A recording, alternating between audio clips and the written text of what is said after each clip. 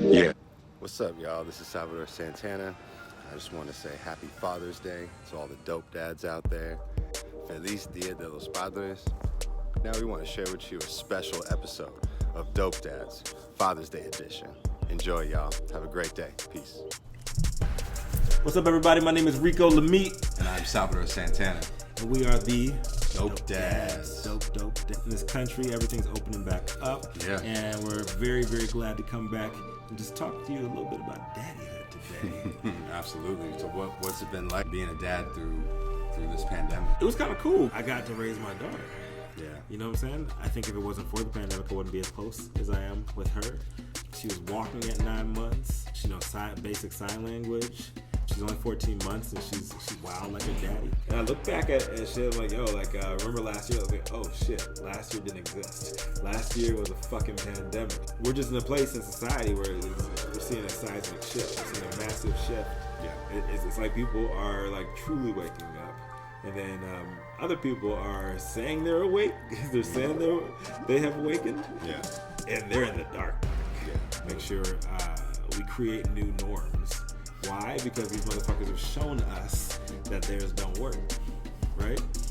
Being the dopest dads in the universe, like your kid's growing up in a total musical paradigm. What's going on with the music industry? What's going on with you? Yeah, we're doing a lot of stuff. I mean, now that things are opening back up, I got some shows lined up. I'll be performing out in Las Vegas, performing with some, I don't know, maybe you heard of him, some guitar player, Mexican dude.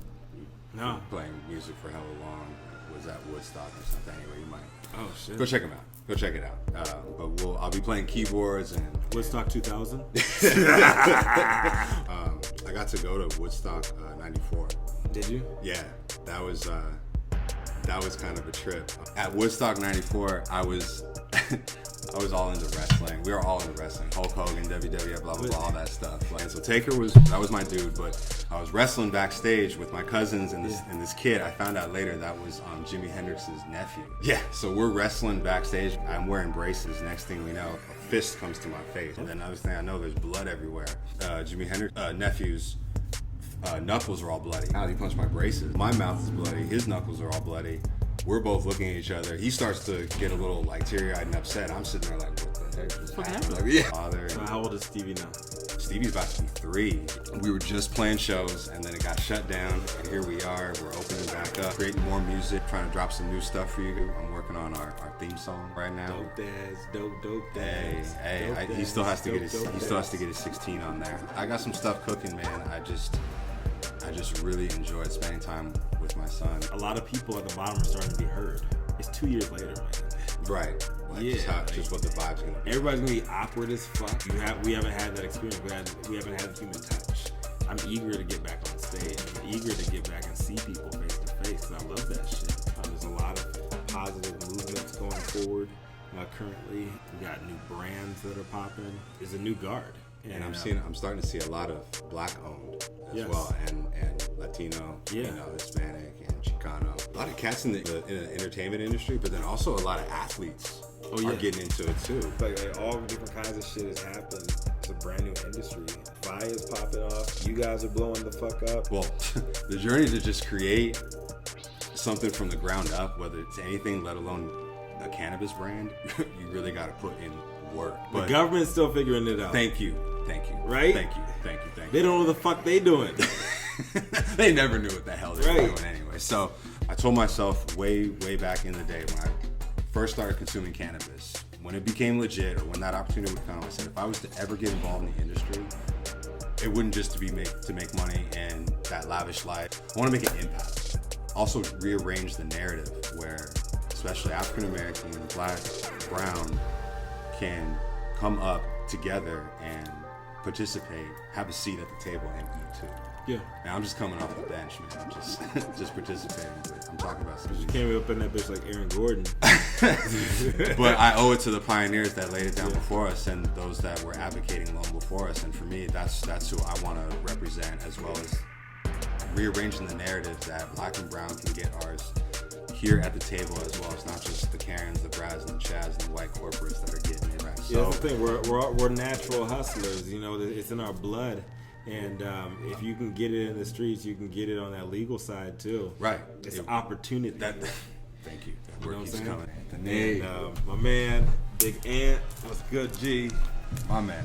Thank you. Thank you for having me, Mr. man. Cannabis himself. He's over here blowing the fuck up. Everywhere I look, you know, Clade 9 is popping. Pre-pandemic, you know, we were doing high-level cannabis events. You know, we went from our last event was a Tory Lanez party we did. Was that pre Meg Thee Stallion?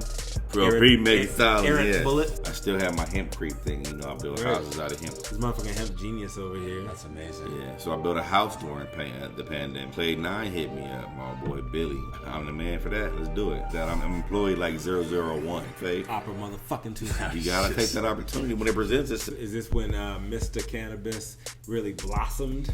Mr. Cannabis really blossomed, yeah, definitely blossomed right there. Like, now I became like, yo, Mr. Cannabis. I got all this weed, like, I got an endless amount. Like, damn, he's with weed every day. Like, How much weed you got? All the weed. all the weed. All of it. Clade 9 is popping. What are we smoking on right now? Oh, this is some J1. J1s.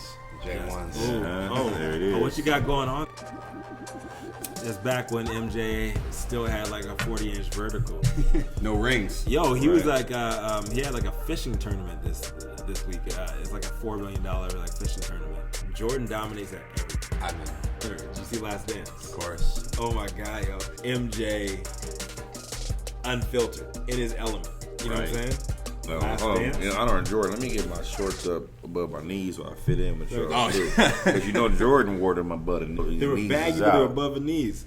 He was obsessed with fucking winning. And he's still like that. And on the motherfucking fishing boat, he still has intense. Fuck y'all. That does not leave. I took it personal. You have a young adolescent teen, tween. Yeah, right now. my boy's 11. My son doesn't trip besides the time in kindergarten. He told his whole class that his dad grows weed. Besides that, the only issues that ever come in being a father who you know, supports cannabis is people from the outside looking in, you know, with negative, like, you know, stereotypes. They don't really know what they're talking about.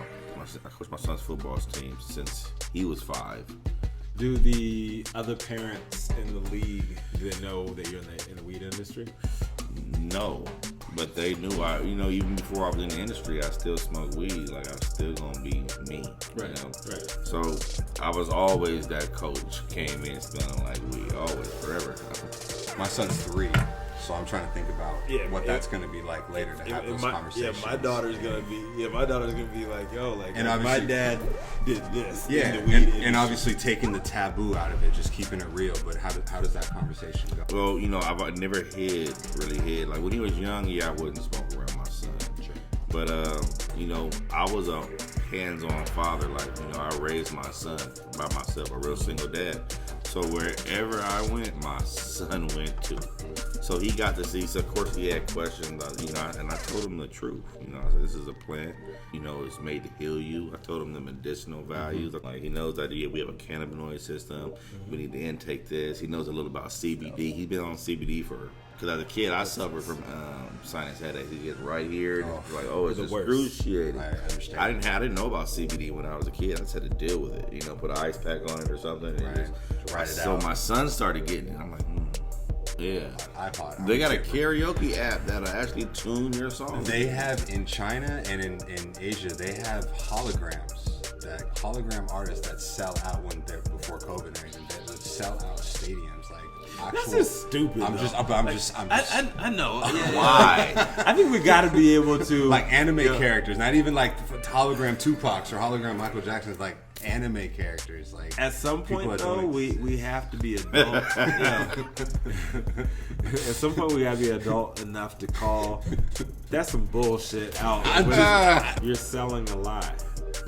There it is, and there's already enough lies that are being sold, you know. So that's why I think authenticity for me always sells. And lies ain't in the budget. And you know, life gives you no place else to turn. You just gotta turn up Turn down for what? for Jesus. You know, man, Jesus is saying, turn that shit up, bro. And water into wine. Jesus turned the fuck up.